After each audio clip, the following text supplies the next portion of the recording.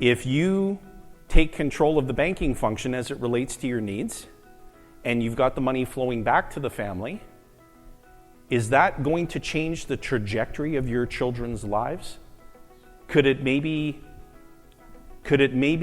expand or amplify their ambitions and their dreams, their desires to want to start a business, buy a business, pursue a degree, pursue a noble profession? Really important story. Nelson, he says that he really didn't have very good selection of ancestors because many of his family members died early. He ended up being the longest living member of the family.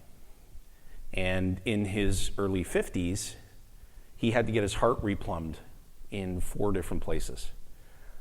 So he was on the operating table, and they actually had to remove his heart from his chest cavity.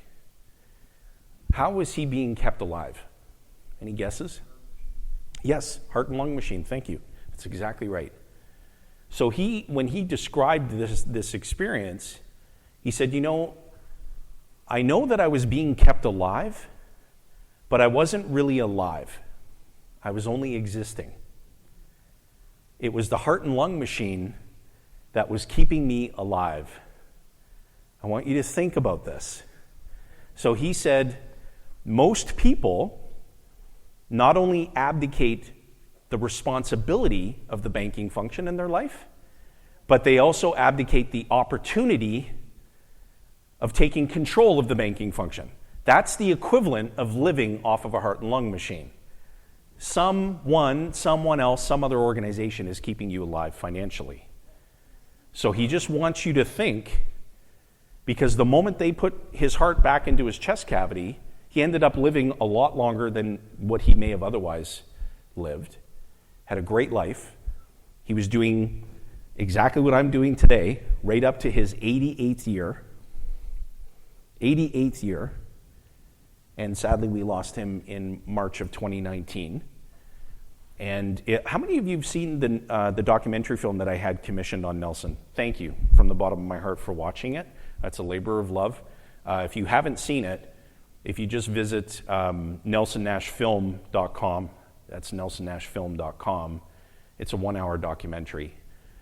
And Nelson was able to screen that before he passed away. We screened it in February of 2019, and then he passed away in March. I spoke to him 2 weeks before he passed, and he said to me, I want you to remember that this is all about the message, not the man. That was a very poignant moment for me with him, because I always, and still I always will, express my gratitude for him. But he said, make sure that people understand that this is about the message, not our Nelson Nash. That just goes to show you the level of humility that he had. And he was quite modest in how he described his own use of the concept. This is a gentleman who financed airplanes, to give you a sense of what he did. He met with another prominent attorney in Birmingham, and he was trying to convince the lawyer, you need to do this. What he didn't realize at that time is that the message, the process, is more caught than it is taught. So the attorney was just not budging. So Nelson said, I just decided in that moment that I wasn't going to try to convince anyone any longer. So he got up from that meeting with the attorney, and he was packing his things and leaving the room. And the attorney said, wait, Mr. Nash, hang on a second. I heard that you do private lending. Is that true? And Nelson said, well, yes, sir, it is. So he financed an airplane for that attorney, and I'll give you one guess what he did with the stream of payments that he was receiving from that lawyer every single month. No, he ended up purchasing the very thing that he was asking the lawyer to buy. The dividend-paying, participating whole life policy. He expanded his own family banking system. So whose wealth grew? His family. So he ended up buying exactly what he was trying to convince the lawyer to buy. So if you feel personally that you're feeling compelled or you're feeling drawn to convince somebody, I would just encourage you to just give the person an opportunity to catch it. Let them read the book, let them consume the YouTube content. None of that was available when Nelson first got started.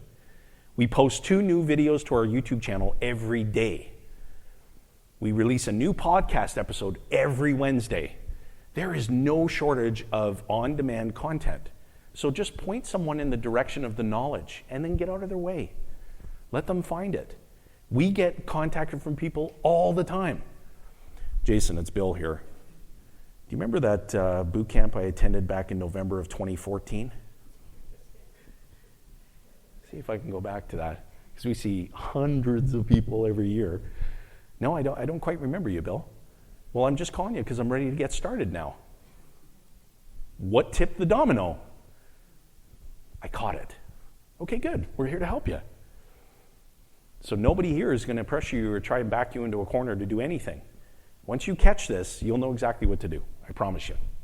What are some forms of income? Employment income, so T4 income. Pardon me? RSP, so retirement income.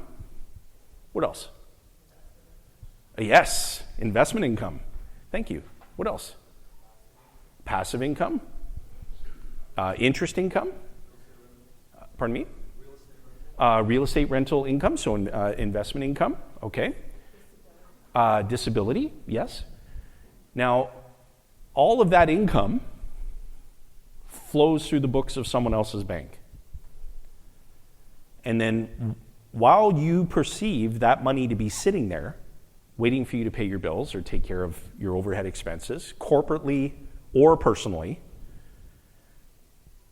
do you believe for a moment that that money's sitting still? What do you think's happening with that? Yeah, the money's being multiplied. It's being lent. But so for folks who are, if you're still processing this, take a $20 bill, write your name on it. Go to your local branch, deposit it, go back to the bank the very next day, and request a withdrawal for $20. Are you going to get the bill back that has your name on it? If you do, buy a lotto ticket. The key teaching point here is that all of that money is flowing through the books of someone else's bank, and it's a permanent transfer of money away from you. Away. And when you pay the bills, you take care of all of your personal financial overhead, can you ever earn interest on any of that money ever again? Can the next generation earn interest on any of that money ever again? If you take control of the banking function as it relates to your needs, and you've got the money flowing back to the family, is that going to change the trajectory of your children's lives? Could it maybe expand or amplify their ambitions and their dreams, their desires to want to start a business, buy a business, pursue a degree, pursue a noble profession? Is taking control of the banking function in any way spoiling your children? If it is, then you need to go and you need to complain to the bank. You're controlling this banking function as it relates to my kids, and you're spoiling them. It has nothing to do with that. It's all about who's in a position of total and absolute control.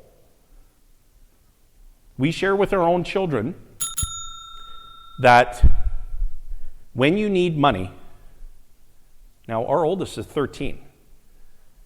He accessed and repaid his first policy loan when he was 11. Kids understand this. Kids have a much higher degree of neuroplasticity than adults do.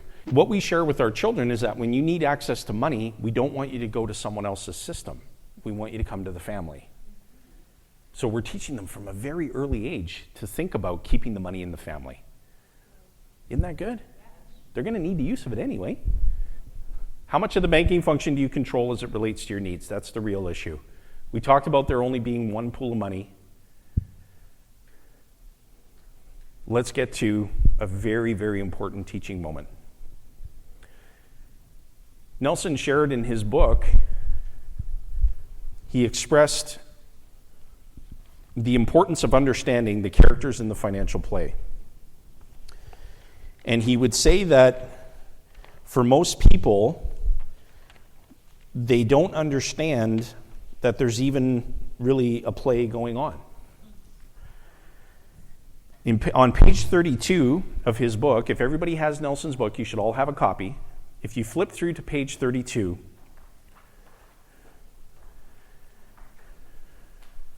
Nelson wrote, "This explains what I mean when I say that most people know there is a play going on out in the world, but they don't understand it. Worse than that, they can't get the characters in the play straight. Recalling that Shakespeare said, 'All the world is a stage and the people are actors thereon.' People just don't play their proper role in the scheme of things. They have abdicated their opportunity and responsibility as it pertains to the banking function in the economy. They are depending on someone else to perform that job. And that character in the play is making most of the money. And rightly so, because of the golden rule. Those who have the gold make all the rules." So here are the four characters in the financial play. You've got the depositor, which all of you currently fulfill that character in the financial play. You deposit money, either directly or indirectly. If you earn a T4 income, or if money gets automatically deposited into your account, or if you walk into your branch and deposit that $20 bill with your name on it, you're a depositor. So you're one of the four characters in the financial play. Simple enough? Yeah. The second character in the play is the borrower. That character is the character that makes this entire financial system work. Without the borrower, nothing else works. And banks cannot lend money into existence unless they have depositors leaving money at the bank. So, we've covered the depositor and the borrower. You are both of those characters in the financial play. When you begin to practice this process, either personally or in your business, you will also become the banker and the bank owner. I'll describe to you what I mean. The banker is the character who gets to decide who gains access to someone else's money. And the banker sets the rules and establishes the terms. Hey, if you want to take out a mortgage for that piece of investment real estate, you need to go through a qualification process. If you successfully get through the qualification process and we offer you the loan, who controls the repayment schedule? The banker. Who sets the rate? The banker. The fourth character in the financial play is the bank owner. The bank owner capitalized the bank and purchased share capital in the bank. So the bank owner has an expectation of sharing in the surplus, the profits generated by the bank. So if you are only two of the four characters in the financial play, you're not in a position of total control. But when you have a policy in place personally, you have a policy in place corporately, you create a system of policies for your family incrementally and gradually over a period of time, the moment that that first policy is created, you begin to take control. You're the depositor because you're paying premium. You're the borrower because you're accessing policy loans, money that's available on demand on your terms. You're the banker because you call the shots. Do you know when you request a policy loan from the life insurance company, they ask you, would you like the money electronically deposited or should we mail you a check? How many of you would be frustrated with that experience?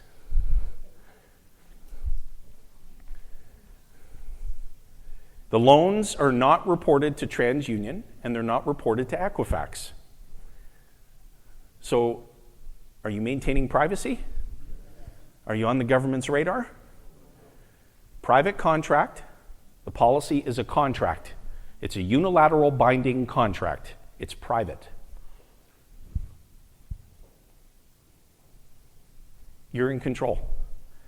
The moment that your first policy or second policy for some of you, third policy for some of you, the moment that that's put into place, you become a co-owner of the life insurance company. I say that again. You become a co-owner of the life insurance company.